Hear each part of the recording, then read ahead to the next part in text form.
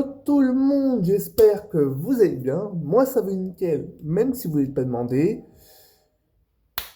Oh, j'espère que vous avez passé un bon week-end, que vous passez pour ceux qui sont à l'école une bonne dernière semaine d'école, pour après les vacances. Courage les refs.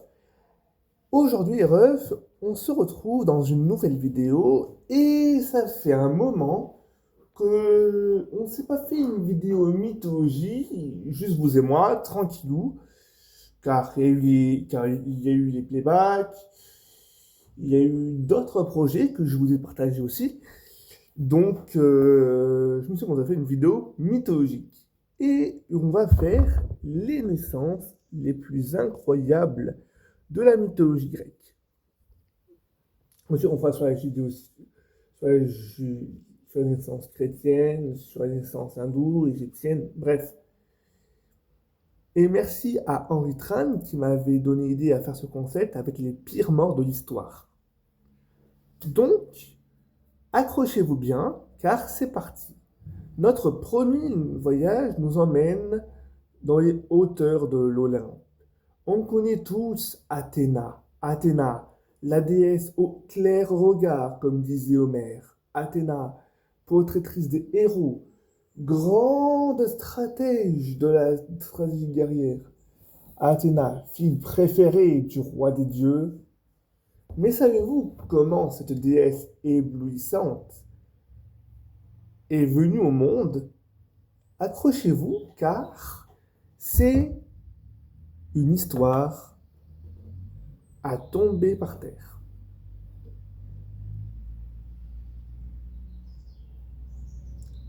À tomber par terre. Tout commença à l'aube des temps, après que Zeus ait détrôné Cronos. Il avait épousé Métis, une belle océanide Métis, qui l'avait aidé à vaincre le roi des titans. Tous les deux convergent en juste noces jusqu'à ce que Gaïa, ou un devin selon les traditions, dise à Zeus qu'après lui avoir donné une fille, Métis lui donnera un garçon, et que ce garçon le détrônera, comme lui-même avait détrôné son père, Cronos. Zeus, pour éviter que ce fâcheux scénario ne se reproduise, propose un concours pour le moins original. Il propose de faire, de faire un concours de transformation. Il a mis au défi de se transformer mieux qu'il ne le ferait lui-même. La métamorphose est un jeu courant chez les immortels qui ont ce pouvoir de changer de forme au gré de leurs envies et de leurs désirs. Métis, pourtant symbole de la prudence, ne se méfie pas. Elle se lance allègrement dans une série de la transformation. Là, voilà, tantôt flamme, lionne, ou encore mouche. Zeus la félicite. C'est bien, mais serais-tu capable de se faire encore plus petite? Elle change, Métis change à nouveau, et cette fois en une goutte d'eau. Zeus la prend et l'avale, mais on n'engloutit pas la déesse de la ruse sans attirer de graves ennuis. Quelque temps plus tard, Métis est pris d'un Zeus pris d'un mal de tête si violent, si soudain, que pour le soulager, son fils Héphaïstos, maître du feu, patron des que pour le soulager, son fils Héphaïstos, maître du feu, patron des forgerons, lui assène un coup de masse sur la tête. Et là, miracle. De la tête fendue du roi des dieux surgit Athéna, déjà armée et casquée, prête à la bataille. Athéna, la déesse que tout le monde admire, est née de la tête fendue de son père. La deuxième histoire est celle de Dionysos, né 2 fois. Cette fois-ci, ce n'est pas une union divine, c'est une union mortelle et divine. Zeus, dont la réputation de coureur de jupons n'est plus à faire, les amis, avait décidé de jeter cette fois son dévolu sur la belle Sémélé, princesse de Thèbes. Déguisé en prince charmant, il aborda Sémélé, qui tomba sous son charme. Et tous deux ont une relation extra-conjugale. Mais Héra, reine des dieux, sœur de Zeus,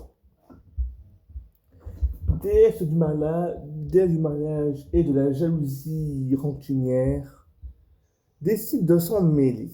Furieuse de cette nouvelle ingrate de son mari, elle décide de prendre la forme d'Anousmi, une vieille femme que Sémélé adore et qui a toute sa confiance.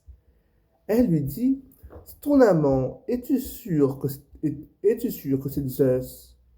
Ne te trompe-t-il pas? Demande-lui de se présenter à lui comme il se présente aux immortels. Sémélé, que le doute a envahi, demande ce soir-là à Zeus de se réveiller tel qu'il était. Zeus hésite, car il sait trop bien les conséquences de cet acte. Mais Sémélé le menace de ne plus l'autoriser à le voir. Alors il cède. La jeune femme se fait consumer par le brasier qu'est Zeus aux yeux d'immortels.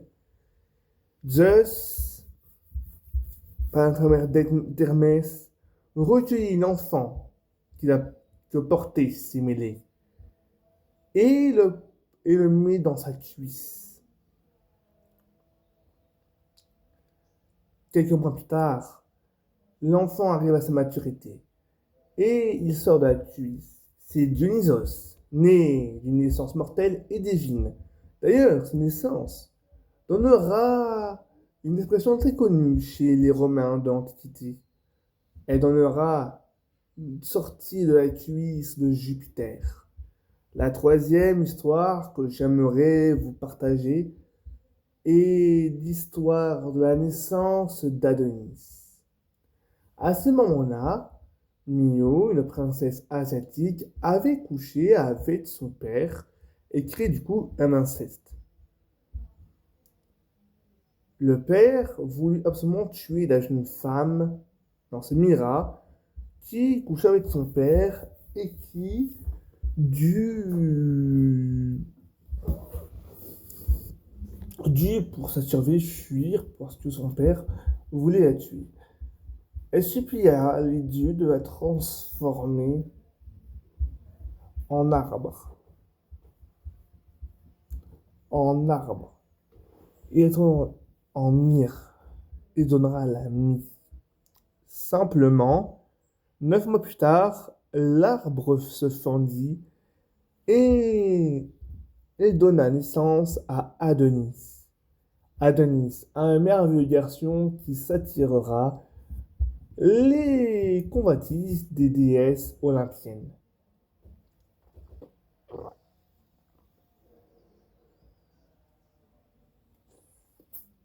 Ah, la quatrième histoire est celle de la naissance d'Aphrodite. Oui, c'est une naissance extraordinaire à mon sens.